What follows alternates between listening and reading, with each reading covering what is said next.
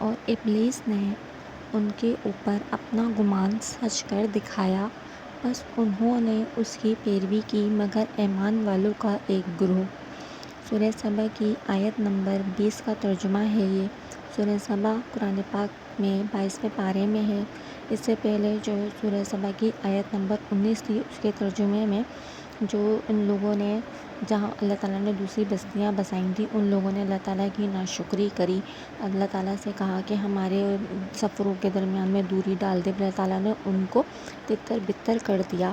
تو پھر ان کے بارے میں اللہ تعالیٰ سورہ سبا کی آیت نمبر 20 میں فرما رہے ہیں کہ ان کے اوپر شیطان نے اپنا گمان سچ کر دکھایا۔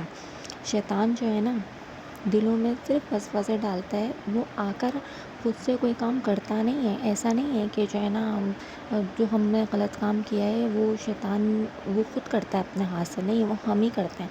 وہ صرف ہمارے دل دماغ میں وسوسے ڈالتا ہے، ہمیں اکساتا ہے۔ اور جو ایمان والے ہوتے ہیں نا، تو وہ اس کے گمان میں نہیں آتے، اس کے وسوسوں میں نہیں آتے، ایمان کے پختہ ہوتے ہیں، اپنے اللہ تعالیٰ پہ یقین رکھتے ہیں، ان کی اطاعت کرتے ہیں، ان کی فرما برداری کرتے ہیں، ان کے کہنے میں چلتے ہیں۔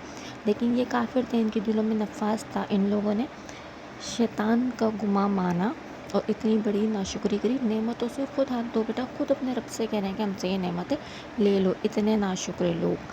تو شیطان نے ان کے دل میں ڈالا، ان کا ایمان کمزور تھا، تو انہوں نے شیطان کی بات مانی، انہوں نے اللہ تعالیٰ کی بات نہیں مانی اور پھر عذاب کے مستحق ٹھہرے۔